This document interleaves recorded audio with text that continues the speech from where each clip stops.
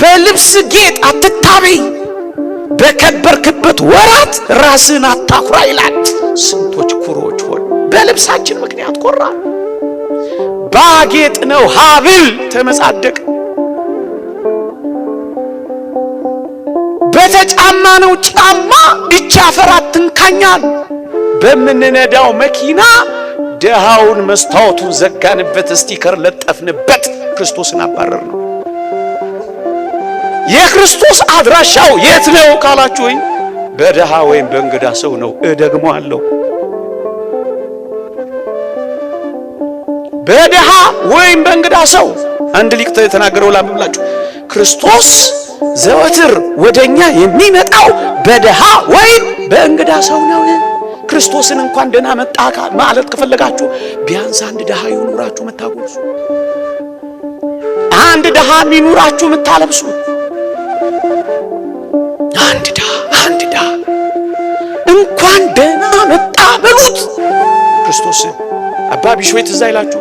እግዚአብሔር እገለጥልሃለሁ አለው ይላል። ባጭሩ ታሪኩን ላሳጥረው ሰዓቴ ስላለቀ፣ እገለጥልሃለሁ አለው ለሕዝቡ ሁሉ አወጀ። እግዚአብሔር በተራራው ላይ ይገለጣል ብሎ ነገረ። ሕዝቡ ሁሉ ወደ ተራራው ተመመ። ተራራው ላይ ከመውጣታቸው በፊት ግን ተራራው ስር ግን አንድ ደሃ ተቀምጦ ነበር። ወዴት ነው የምትሄዱት ይላቸዋል። ዛሬ እኮ የተወደደ ክርስቶስ እኮ በተራራው ላይ ይገለጣል ብሎናል ይሉታል። ባካችሁ እኔም ጌታዬ ልየው ባካችሁ ሰዱኝ እያለ ይማጸናቸዋል። እነሱስ ክርስቶስን ለማየት ወደ ተራራው ግስጋሴ። ከዛስ ተከማቸ ሕዝቡ። ልክ እዚህ ጉባኤ ላይ እንዳለው ተከማቸ። ማንን ጠበቃ? ክርስቶስ ይመጣል ብሎ ካሁን መጠበቅ ያዘ። መጨረሻ ላይ ደካማ የሆነው በጸሎት የበረታው አባ ቢሾይ እንደነገራቸው የእግዚአብሔርን መገለጥ በተራራዋ ላይ ሊያይ ወደ ተራራው ግርጌ ሲደርስ አንድ ደሃ ተቀምጧል። ሰውን ሁሉ እንደለመነው አሁንም አባ ቢሾይ ለመነው። እባክህ አባቴ ሆይ ክርስቶስን ማየት እፈልጋለሁ፣ እባክህ ውሰደኝ አለው። አባ ቢሾይም በርከክ አለ። በሽምግልና ጉልበቱ በጃጀ ጉልበቱ በርከክ አለና ደሃውን ምን አረገው? ተሸከመው። ስዕሉ እንደዚህ ታገኙታላችሁ። አባ ቢሾይ ምእመናን ስንት ድሆችን ተሸክመን አሻግረናቸው ይሆን? ቀን አላልፍ ያላቸው፣ ዘመን የጨለመባቸው፣ ጉልበት የከዳቸው፣ ገንዘብ የራቃቸው፣ ጤና ያጡትን የተሸከምናቸው ሰዎች አሉ። ስንቶች እቺን ሀገር ተሸክሞ ተጥለው ይሆን? የምትሸከሙት በርከክ የምትሉለት አለ? የምትሸከሙት እንጃ። ተሸከመው በርከክ ብሎ ተራራውን ሊወጣ። አዎ ከዛ ይዞት ወጣ። የሚገርመው ይታል ይሉታል። መጨረሻ ላይ ጌታችን ለአባ ቢሾይ እንዲህ አለው፣ ይሄ ሰው ሁሉ እኔን ለማየት ወጥቷል፣ እኔ ግን የነበርኩት በአባ ቢሾይ ትከሻ ላይ ነበርኩ። ማን ነበር ያ? ማን ነበር? ክርስቶስ። ደሃው እኮ ለካ አባ ቢሾይ ነው ተሸክሞት የሄደው። ክርስቶስን ማግኘት ትፈልጋላችሁ? ይሄው እዛ ጋር ወድቆላችኋል። ይሄው መንገድ ላይ ተሰጥቶላችኋል። ይሄው የሚበላው አትወድቆላችኋል። ይሄው የሚለብሰው አትወድቆላችኋል። አልብሱት፣ ክርስቶስን ታለብሱታላችሁ። አጉርሱት፣ ክርስቶስን ታጎርሱታላችሁ።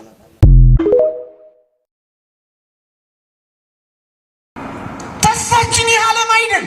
ተስፋችን የዚህ ዓለም ብልና ባለጸግነት አይደለም። ተስፋችን ከዚህ ዓለም አይደለም።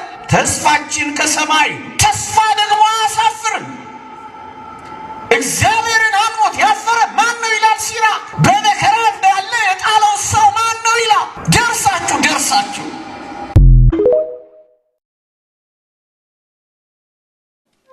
ክርስቲያኖች እግዚአብሔርን ጠይቀ ነው ቶሎ መልስ ከሰጠን ሃይማኖታችንን እምነታችንን እያጠነከረልን ነው። ጠይቀ ነው ጥቂት ጊዜ ዝም ካለን ትዕግስት እያለማመደን ነው።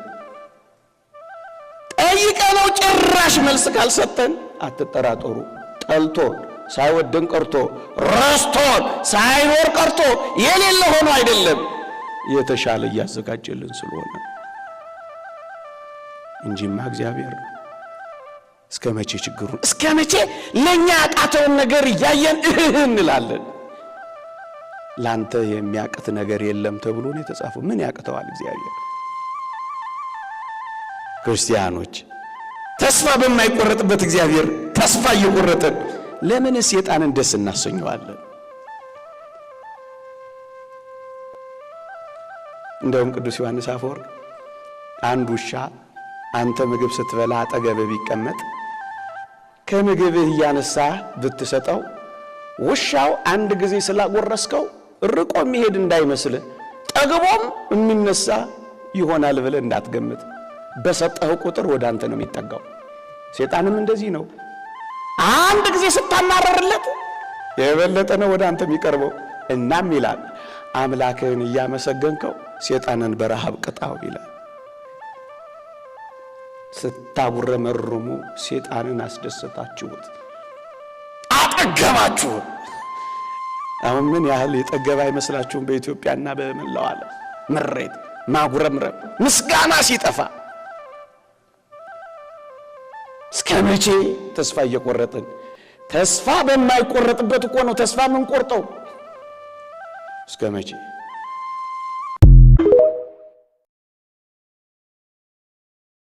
እመኑኝ እግዚአብሔር ብቻውን የተወው ሰው የለም። እግዚአብሔር ብቻውን የጣለው ሰው ከቶም ቢሆን በመጽሐፍ አላየንም፣ በአባቶቻችንም አልሰማንም። እኛንን ብቻችንን ይሆን እየመሰለን የተሸበርነው፣ እኛንን ብቻችንን ይሆን እየመሰለን የደነገጥነው፣ እኛንን ምን ዱብዳ የደረሰብን እየመሰለን የታወክነው እንጂማ እግዚአብሔር ፍጥረቱን ረስቶ አያውቅም። እግዚአብሔር በረድኤት ከፍጥረቱ ርቆ አያውቅም ወገኖቼ። ለዚህ ነው እኔ ካንተ ጋራ እሄዳለሁ የሚለው ሙሴ። የትም እንሁን የት፣ በምንም እንኑር በምን እግዚአብሔር አይረሳንም። ለዚህ ነው በመጽሐፍ አልተውሽም ከቶም ቢሆን አልጥልሽም የሚለው።